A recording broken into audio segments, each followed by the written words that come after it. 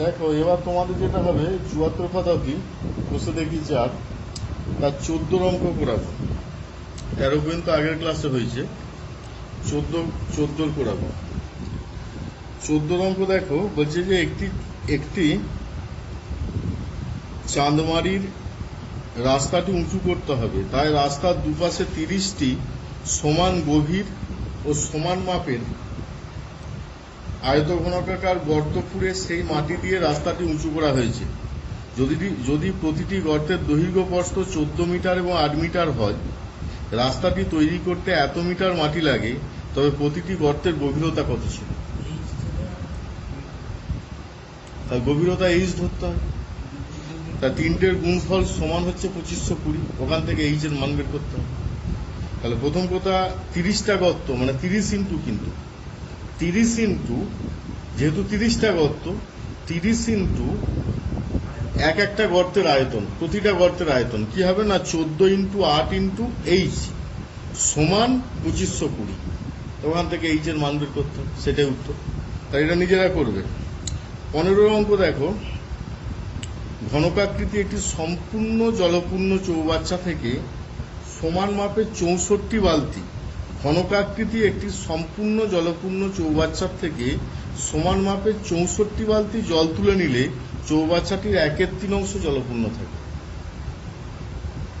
১/৩ অংশ জলপূর্ণ থাকে যদি সমান মাপের ঘনকাকৃতি বলেছে। তো ঘনকাকৃতি একটা চৌবাচ্চা, তার মানে এক্সএস কিউ তার আয়তন। তাহলে জলপূর্ণ থাকে, বালতি তুলে নেওয়ার পর জলের আয়তন কত থাকছে? এক্সএস কিউ ইন্টু ১/৩। ১/৩ অংশ জলপূর্ণ থাকছে, মানে ২/৩ অংশ তুলে নেওয়া হয়েছে। চৌবাচ্চাটির প্রতিটি ধারের দৈর্ঘ্য ১.২ মিটার হলে প্রতিটি বালতিতে কত লিটার জল ধরে তা হিসাব করি। ধরি প্রতিটি বালতিতে এক্স লিটার জল ধরে, এক্স লিটার জল ধরে। আর এক্স লিটার মানে তাকে কি ডেসিমিট কোথাও ভাবতে হবে, ঘন ডেসিমি। ১ ঘন ডেসিমি মানে ১ লিটার, ১ ঘন ডেসিমি মানে ১ লিটার। তাহলে এই মিটারে যেগুলো আছে এগুলোকে সব ডেসিমিটারে নিয়ে যাবে। ডেসিমিটারে মানে প্রতিটি মানে ঘনকাকৃতি চৌবাচ্চার আয়তন আগে বের করব। ঘনকাকৃতি চৌবাচ্চার আয়তন দেখো, একটা ঘনকাকৃতি চৌবাচ্চা, তার মানে চৌবাচ্চাটা হচ্ছে এরকম।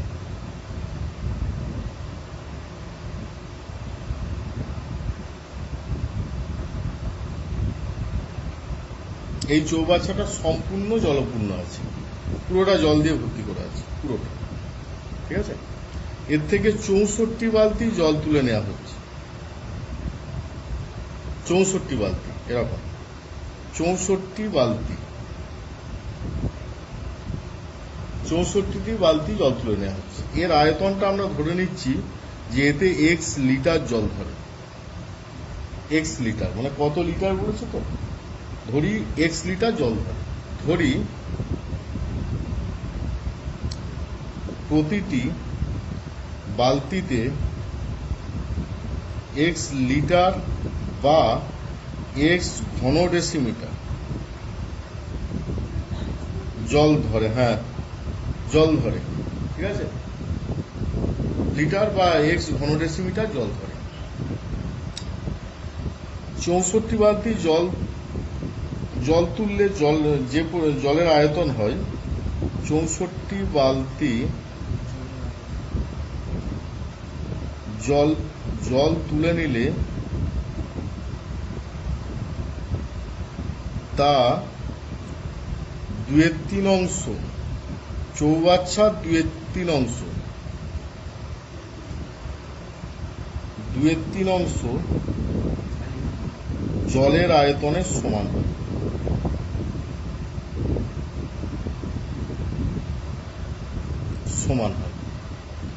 শর্তে ৬৪x সমান ২/৩ ইন্টু ১.২ মিটার সমান ১২ ডেসিমিটার। ঠিক আছে, ১২ কিউব এর সাথে সমান।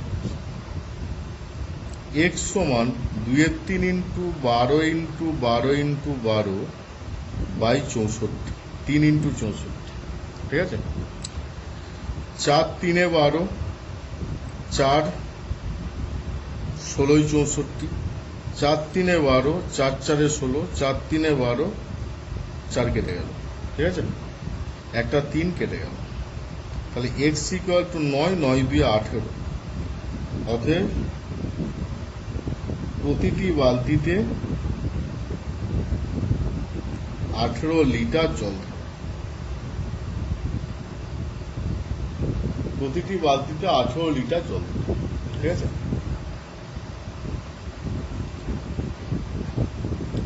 16 অঙ্ক দেখো, 16 অঙ্ক যেটা বলেছে যে এক ডোজ দেশলাই বাক্সের একটি প্যাকেটের দৈর্ঘ্য, প্রস্থ, উচ্চতা দেওয়া আছে। একটি দেশলাই বাক্সের আয়তন কত হিসাব করি। একটি দেশলাই বাক্স, এক ডোজ মানে হচ্ছে 12 ডজন। কিন্তু যদি একটি দেশলাই বাক্সের দৈর্ঘ্য 5 সেমি, প্রস্থ 3.5 সেমি হয়, তবে তার উচ্চতা কত হবে। একটি দেশলাই বাক্সটা সেটা পরে আসবো, আগে একটি দেশলাই বাক্সের আয়তন বের করি, ঠিক আছে। এক ডোজের আয়তন দেওয়া আছে। আচ্ছা, এক ডোজ সমান 12 ডজন। 12 ডজন মানে 12 ইন্টু 12, 144টি, ঠিক আছে। এক ডোজ দেশলাই বাক্সের আয়তন হলো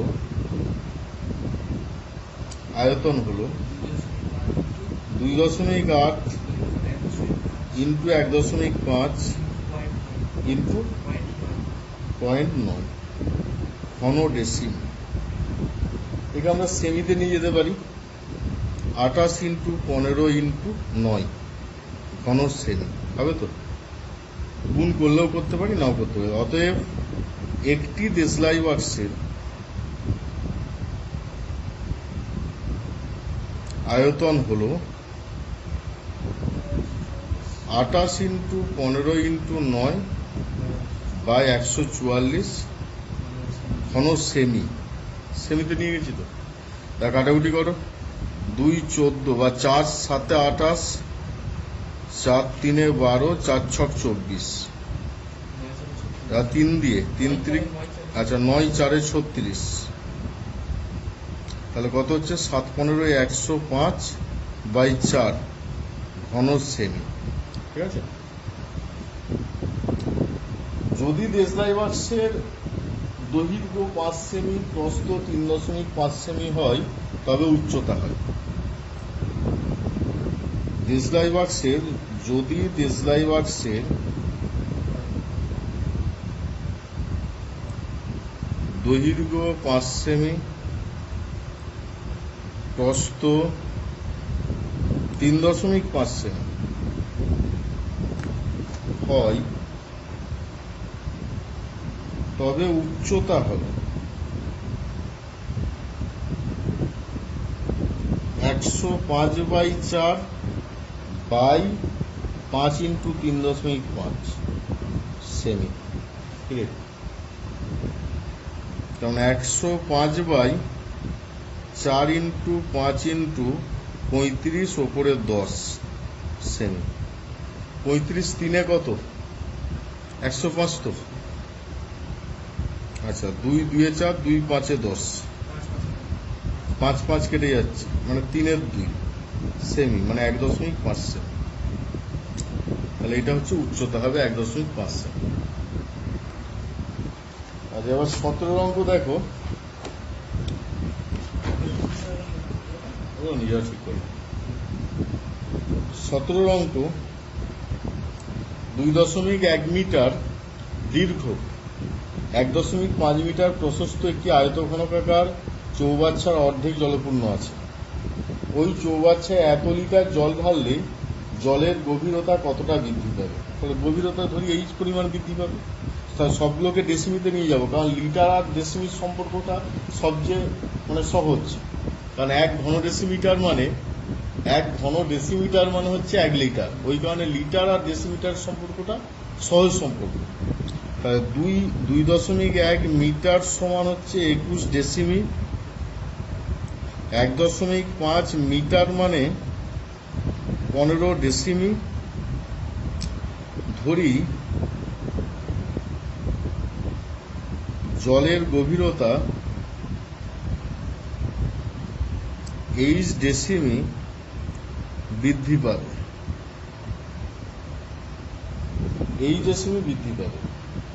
শর্তে 21 × 15 × h সমান 630। h সমান 630/21 × 15। তাহলে 21 3 63 হয়, মানে 30 হলো, 15 2 30, তাহলে x = 2। অতএব জলতল 2 ডেসিমিটার বৃদ্ধি পাবে। ঠিক আছে, জলতল 2 ডেসিমিটার বৃদ্ধি পাবে। 18 অঙ্ক দেখো, গ্রামের আয়তাকার মাঠের দৈর্ঘ্য প্রস্থ দেওয়া আছে। মাঠের ভিতরে 4টি কোণে পিলার বসানোর জন্য 4 মিটার দৈর্ঘ্য বিশিষ্ট 4টি ঘনকাকৃতি গর্ত কেটে অপসারিত মাটি জমির ওপর ছড়িয়ে দেওয়া হলো। মাঠের তলের উচ্চতা কত বৃদ্ধি পাবে? ধরো এটা হচ্ছে মাঠ, এর 4টে কোণে 4টে ঘনক তৈরি করা হচ্ছে। ঠিক আছে, 4/4, 4/4, 4/4, 4/4।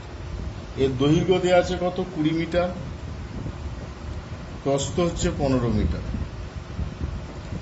এই মাটিটাকে মাঠের উপর ফেলে দেওয়া হচ্ছে, তাহলে নিশ্চয়ই এই গর্তের মধ্যে আর ফেলবে না, মাঠের এই অংশের মধ্যেই ফেলবে, যেটা আছে, যে জায়গাটা পড়ে আছে এই জায়গার মধ্যেই ফেলবে। তাহলে এই জায়গার ক্ষেত্রফল বের করবো আর উচ্চতাটাকে h ধরবো, সেটা সমানই হচ্ছে 4টে পিলারের গর্ত থেকে যা মাটি বেরোবে তার আয়তনের সাথে সমান হবে। ঠিক আছে, তাই 4টি ঘনকাকৃতি গর্ত থেকে যে পরিমাণ মাটি অপসারিত হয় তার আয়তন 4টি। অতএব 4টি ঘনকাকৃতি গর্ত থেকে যে পরিমাণ মাটি অপসারিত হয়, যে পরিমাণ মাটি অপসারিত হয় তার আয়তন হলো 4 × 4 কিউব ঘন মিটার। ঠিক আছে, 4 × 64 সমান 216 নয়, 4 4 16 6 হাতে হইল 1, 4 6 24 আর 1 25, মানে 256 ঘন মিটার। ঠিক আছে, এই মাটিটা উঠছে। এবার 4টি পিলার বাদে মাটির ক্ষেত্রফল, বা 4টি গর্ত বাদে মাটির ক্ষেত্রফল, 4টি গর্ত বাদে মাটির ক্ষেত্রফল সমান 20 × 15 এমনিতে মাঠটার ক্ষেত্রফল মাইনাস 4 × 4² বর্গ মিটার। তাহলে 20 মানে 300, এটা মাইনাস 4 16 64 বর্গ মিটার, বিয়োগ করলে কত হচ্ছে? 6 3 236 বর্গ মিটার। ধরি মাঠের তলের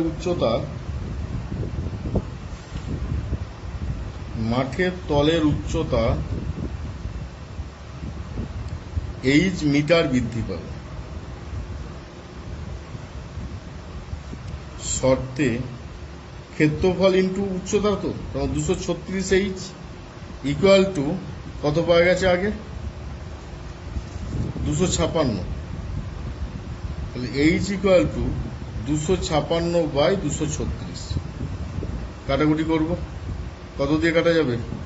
2 দিয়েই কাটছে, 2 12 2 8, 2 11 2 8, 2 6 12 2 4 8, 2 5 10 2 9 18, মানে 64/59। তাহলে উচ্চতা 64/59 মিটার বৃদ্ধি পাবে। ঠিক আছে? এই গেল তোমাদের 18 পর্যন্ত, নাকি 18 পর্যন্ত অঙ্ক হলো।